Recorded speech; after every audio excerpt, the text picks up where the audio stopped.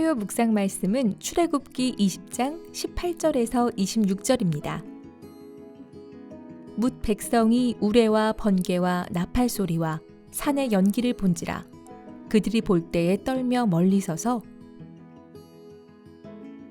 모세에게 이르되 당신이 우리에게 말씀하소서 우리가 들으리이다. 하나님이 우리에게 말씀하시지 말게 하소서 우리가 죽을까 하나이다. 모세가 백성에게 이르되 두려워하지 말라. 하나님이 임하심은 너희를 시험하고 너희로 경외하여 범죄하지 않게 하려 하심이니라. 백성은 멀리 서 있고 모세는 하나님이 계신 흑암으로 가까이 가니라. 여호와께서 모세에게 이르시되 너는 이스라엘 자손에게 이같이 이르라. 내가 하늘로부터 너희에게 말하는 것을 너희 스스로 보았으니 너희는 나를 비겨서 은으로나 금으로나 너희를 위하여 신상을 만들지 말고 내게 토단을 쌓고 그 위에 내 양과 소로 내 번제와 화목제를 드리라. 내가 내 이름을 기념하게 하는 모든 곳에서 내게 임하여 복을 주리라. 내가 내게 돌로 제단을 쌓거든 다듬은 돌로 쌓지 말라. 내가 정으로 그것을 쪼면 부정하게 함이니라. 너는 층계로 내 제단에 오르지 말라. 내 하체가 그 위에서 드러날까 함이니라. 아멘.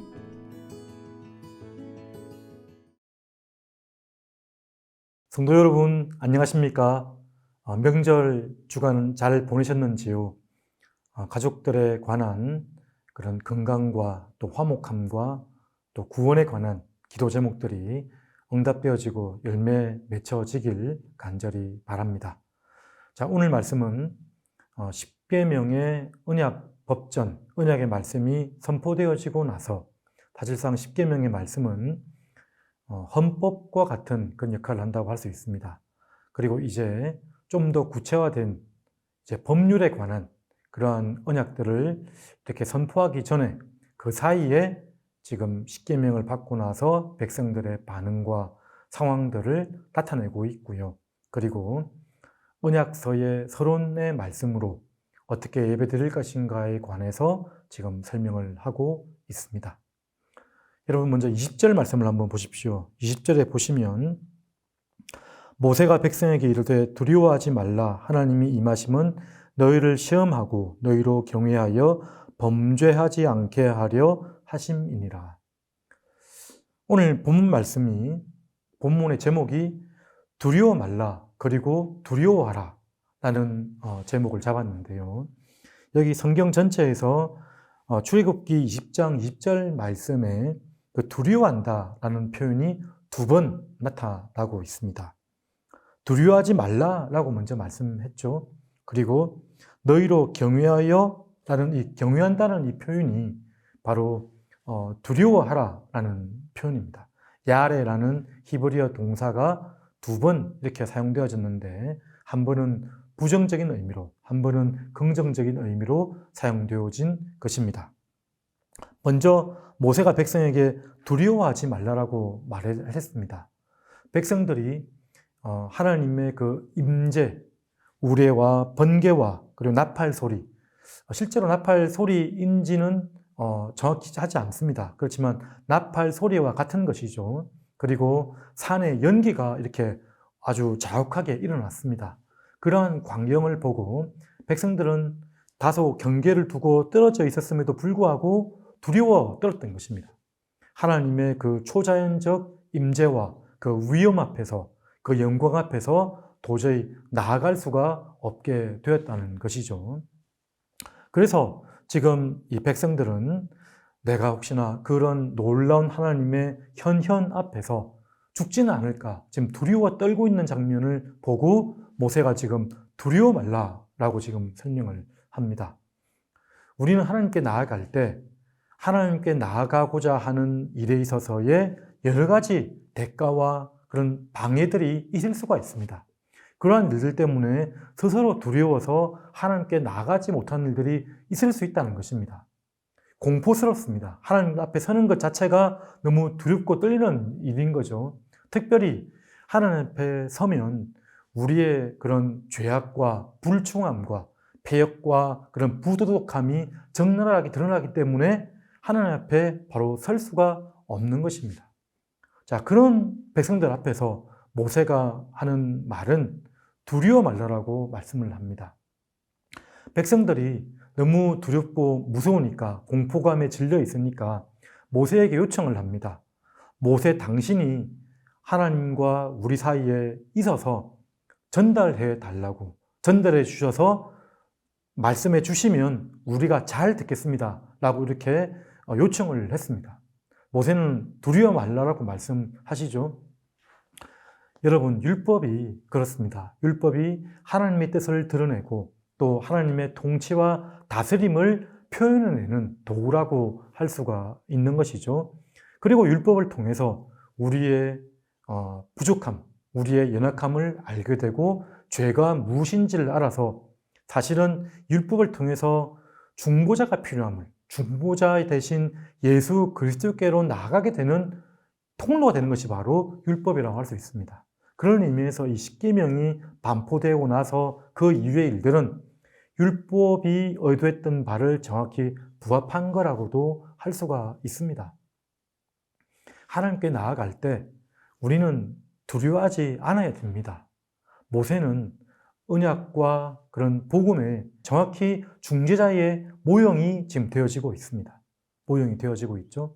하나님 편에서 계시를 전달받아서 이렇게 흘려보내고, 그리고 백성의 편에서 하나님께로 나아가면서 어떻게 하죠?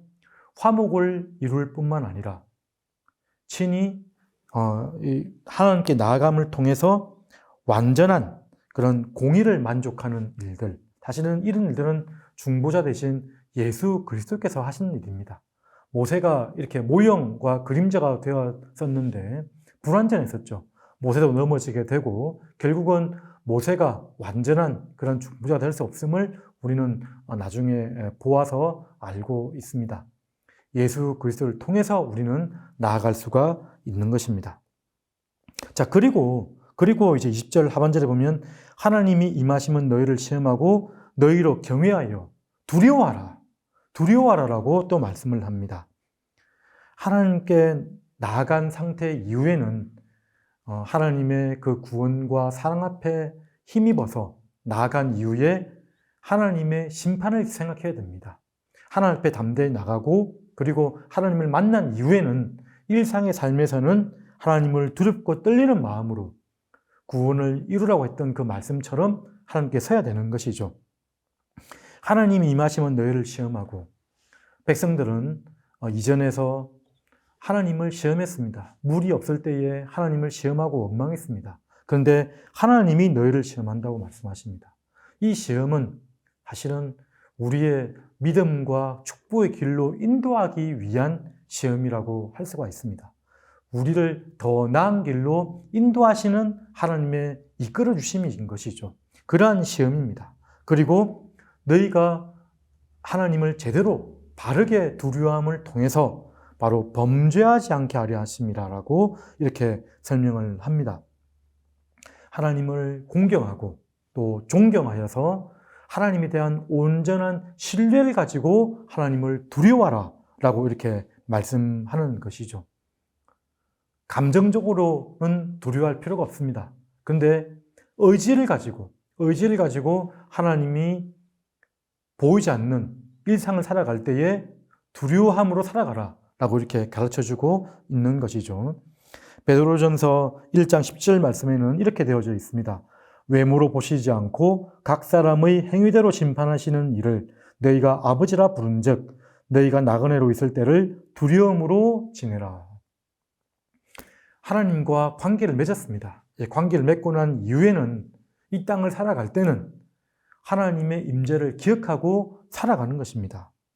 그렇게 할 때, 이 땅을 살아갈 때 말씀대로 살아내는 훈련을 하며 나아갈 때 공포에 사로잡혀 아무것도 하지 못하는 그런 어리석은 백성이 되는 것이 아니라 담대하게 하나님을 만나고 나서 이 땅을 살 때는 하나님을 향한 두려운 마음을 가지고 그러면서 아버지 되신 하나님, 관계를 맺은 채 살아가는 그런 두려움입니다. 건강한 신뢰가 있는 존경을 하는 그런 두려움이라고 할 수가 있는 것입니다.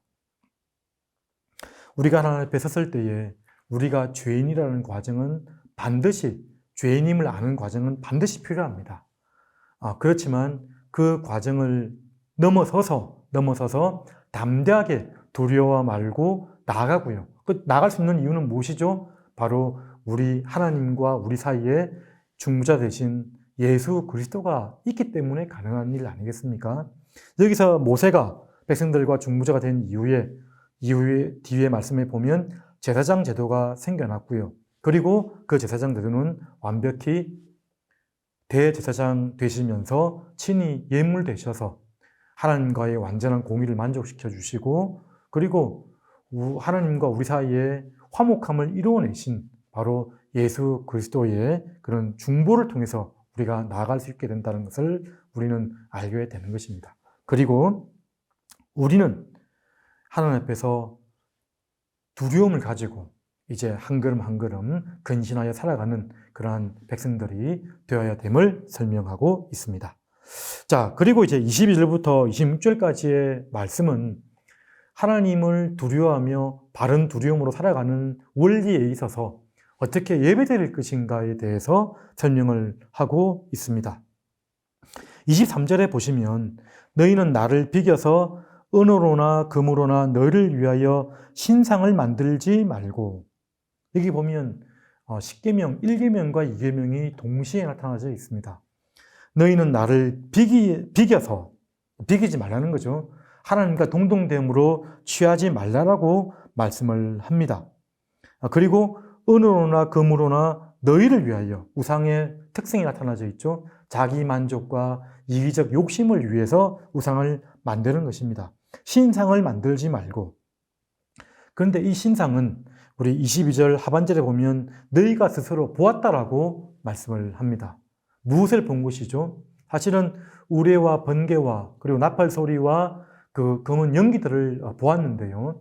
이런 비슷한 병행구절인 신명기 4장 12절, 15절, 46절 이런 말씀에 보면 하나님의 형상은 보지 못하였으나 하나님의 말씀은 들었다. 하나님의 불을 타는 모습은 보았으나 하나님의 형상은 제대로 보지 못했다라고 말씀을 하고 있습니다. 그래서 너희가 보았다는 것은 사실은 어떤 형상을 본 것이 아닌 것이죠. 그래서 하나님의 형상은 만들 수가 없습니다. 그런데 은으로 금으로나 신상을 만드는 것은 우리의 만족을 위해서, 우리를 위해서 만드는 것임을 분명하게 이렇게 말씀을 하고 있는 것입니다. 24절 말씀은 또 이름이 나타납니다. 내게 토단을 쌓고 그 위에 내 양과 소로 내 번제와 화목제를 드리라. 내가 내 이름을 기림하게 하는 모든 곳에서 내게 임하여 복을 주리라. 이름이 나타나는 것 몇 계명이죠? 10계명, 3계명입니다. 여호와 하나님의 이름을 망령되이 일컫지 말라. 이름이 있는 곳에서 토단을 쌓고 예배를 드리라라고 말씀을 하고 있는 것입니다. 제단의 재료가 흙이라고 말씀합니다. 흙은 어느 곳이나 있는 곳입니다. 어느 곳에서나 예배를 드리고 여호와 이름을 부르시면 그곳이 바로 예배 장소가 되는 것이죠. 그러면서 어떻게 예배 드리라고 나와 있죠? 번제와 화목제를 드리라. 번제는 무엇입니까? 소나 양을 온전히 다 불태워 버리는 것입니다. 하나님 앞에 온전한 충성과 섬김을 결단하는 예배인 것이죠. 그리고 화목제는 또 어떤 예배입니까? 하나님 앞에서 연합하고 이제 친교를 하는 것에 대한 감사에 대한 예배라고 할 수가 있는 것입니다. 하나님께서 정한 그런 기준, 번제와 화목제를 통해서 하나님께 예배드리라. 그러면서 25절 말씀에 보면 네가 내게 돌로 제단을 쌓거든 다듬은 돌로 쌓지 말라. 네가 정으로 그것을 쪼면 부정하게 함이니라. 돌로 제단을 쌓을 때조차 그 청계를 일부러 만들지 말라는 겁니다. 인위적인 사람의 그런 생각이나 인위적인 방법이 들어가지 말 것을 이렇게 가르쳐주고 있습니다. 그러니까 어떤 보이는 것으로 우리의 평안이나 우리의 그런 이유의 뿌리로 삼지 말고 하나님께서 말씀하신 방식대로 예배 드리라라고 이렇게 설명을 하고 있는 것이죠. 인간의 의도적이고 계산적인 외향적인 생각을 다 내려놓고 하나님의 임재를 그냥 기다리고 바라는 것입니다. 그러니까 인간적인 수단을 이용해서 종교적인 분위기를 내지 말라라고 가르쳐주고 있는 것이죠. 제단이 우상화될 수가 있습니다. 제단 자체가 우상이 되지 말 것을 설명하고 있습니다. 26절에 보면 너는 청계를 내 제단에 오르지 말라. 내 하체가 그 위에서 드러날까 함이니라. 제단을 높게 쌓지 말라는 것입니다. 우리 사람의 의도와 생각에는 제단을 높이 쌓으면 마치 하나님과 가까이 가서 뭔가 더 잘 전달될 것 같은, 하나님께 더 향하여질 것 같은 그런 인간적인 생각이 있을 수 있다는 것을 경계하고 있습니다. 다 애굽에서 거짓 신상을 섬겼던 그런 모습들인 거죠. 신상을 높이 쌓고 인위적인 조각품으로 만들어서 경배하는 그런 모습들. 여기 보면 제단에 오를 때에 하체가 드러나는 벌거벗는 모습은 이제 수치의 상징이 되어져 버렸던 거죠. 죄가 들어오고 나서 창세기 3장에 보면 벌거벗은 채 있는 모습이 이제 수치와 아주 하나님 보시기에 바르지 못한 모습으로 드러나져 버리게 된 것입니다. 인간적인 어떤 것도 다 내려놓고 하나님을 향한 중심이 하나님 앞에 정결할 것을 우리에게 가르쳐주는 말씀이라고 할 수가 있는 것입니다. 하나님은 우리의 중심을 보십니다. 우리의 마음을 보십니다. 하나님이 하시는 말씀대로, 하나님이 정한 방식대로 하나님을 두려워하는 마음으로 번제와 화목제의 방법으로 하나님께 예배를 드리는 것입니다. 오늘 말씀, 두려워 말라, 그리고 두려워하라. 하나님께 나아감에 있어서는 두려워하지 말아야 됩니다. 왜냐하면 예수 그리스도의 중보자 되시는 은혜가 우리 가운데 있기 때문에 그렇습니다. 무서워 말라. 공포의 감에 질려서 하나님께 나아가는 것을 주저하지 말라. 하나님께 담대히 나오라. 두려워 말라. 그리고 두려워하라. 하나님을 만나고 나서 하나님의 임재를 경험하고 나서는 세상에 나아가서는 하나님을 기억하는 것입니다. 이 하나님을 두려워한다는 것은 하나님의 임재를 늘 생각하고 살아간다는 그런 말이라고 할 수가 있습니다. 이제 다음 장부터는 21장부터는 더 구체적인 하나님의 법규가 나타납니다. 그 법규를 통해서 하나님을 어떻게 두려워하면서 살아낼 것인가에 대한 구체적인 하나님의 계명들이 담겨져 있습니다. 하나님 사랑하는 그 원리를 우리가 잘 기억하고 하나님의 방식을 쫓아서 하나님을 향한 바른 두려움을 가지고 하나님을 경외하는, 하나님을 사랑하는 백성 되시기를 주님의 이름으로 축복드립니다. 이 시간 우리 다 같이 기도하도록 하겠습니다. 하나님을 두려워하지 않길 바랍니다. 하나님께 나옴에 있어서 주저하지 말고 나오시길 바랍니다. 그리고 예배 드리고 나서 일상에서, 삶에서는 하나님을 두려워함으로 살아내시길 바랍니다. 그러한 바른 하나님을 향한 경외함이 있는 백성 되기를 기도했으면 좋겠습니다. 그리고 가족들을 위해서 한 번 더 기도했으면 좋겠습니다. 명절에 만난 가족들 하나님께서 축복하시고 건강과 또 화목함과 구원의 은혜가 임하도록, 또 믿음의 가정 세우는 은혜가 있도록 다 같이 기도하며 나아가도록 하겠습니다. 은혜가 풍성하신 하나님 아버지, 오늘 귀한 말씀, 하나님을 두려워 말라, 그리고 두려워하라 했던 그 하나님의 이 역설적인 신비로운 하나님 말씀을 기억하길 간절히 원합니다. 하나님의 이 원리를 품은 채 하나님을 바르게 사모할 수 있도록 하나님 인도하여 주시고 참으로 하나님을 경외하는 백성 될 수 있도록 붙들어 주시옵소서. 우리 사랑하는 가족들을 위해서 더 기도하길 원합니다.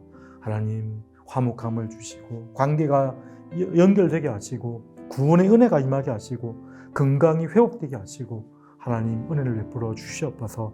내일 예배 때도 하나님 임재하여 주시옵소서.